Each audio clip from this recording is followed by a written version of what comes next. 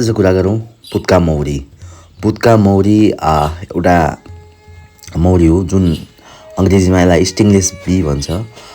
विशेष गरेर यसले एकदमै सानो आकारको मौरी जसले चाहिँ नटोक्ने अथवा नडस्ने प्रकृतिको हुनाले पनि यसलाई स्टिङलेस बी अथवा नटोक्ने मौरी जसलाई हामीले सामान्य भाषामा पुत्का मौरी भन्न सक्छौँ। र यो नेपालको यो तल्लो तराई क्षेत्रदेखि लिएर 1000 मिटरको उचाइसम्म पाउन सकिन्छ। विशेषतः यो नेपालको बाँके, सुर्खेत लगायतका जिल्लाहरूमा यसको व्यावसायिक रूपमा पनि उत्पादन भइरहेको छ तथा संरक्षण पनि भइरहेको छ।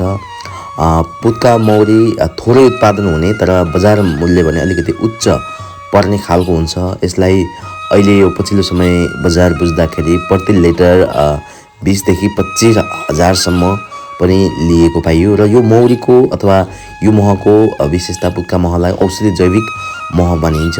यसले पाचन अथवा रोग प्रतिरोधात्मक क्षमता, छाला सम्बन्धी समस्या आदिमा उपचारको रूपमा प्रयोग गरिन्छ। त्यसै गरी यसले परागकरणमा सहयोग गर्ने भएकोले पनि बाली उत्पादन बढाउन पनि एकदमै उपयोगी मानिन्छ।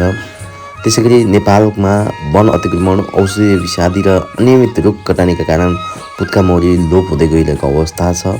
तर नेपालको केही जिल्लाहरूमा भने यसलाई व्यावसायिक हिसाबले पनि किसानहरूले अगाडि लैरहेको अवस्था छ। पुत्का मौरी एउटा लोपोन्मुख खालको मौरी हो। यसलाई संरक्षण गर्न एकदमै आवश्यक छ। यो विशेष गरी एकदमै सानो प्रकृतिको हुने र हाम्रो पुरानो खालको घरहरूमा विशेषतः भित्ताहरू अथवा पुरानो काठहरूमा बस्ने यो खालको मौरी हामीले सुर्खेत जिल्लाको लेकबेसी नगरपालिकामा रहेको एकजना कृषकले व्यावसायिक रूपले नै यो व्यवस्थापन गरेर अगाडि बढ्नु भएको रहेछ।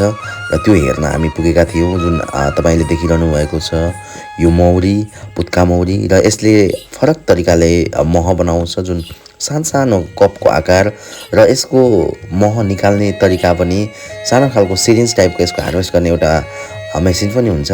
त्यस मार्फत त्यो ड्रपबाट तानेर त्यो तरिकाले हार्भेस्ट गर्ने गरिन्छ। र यो व्यावसायिक रूपमा त्यति धेरै अगाडि नबढे पनि यो मौरी जुन प्राकृतिक रूपमा जुन हाम्रो पराग सेचन, हाम्रो उत्पादन वृद्धि गर्न र दिगो जीवन निर्वाह गर्नको लागि महत्त्वपूर्ण मौरी हो।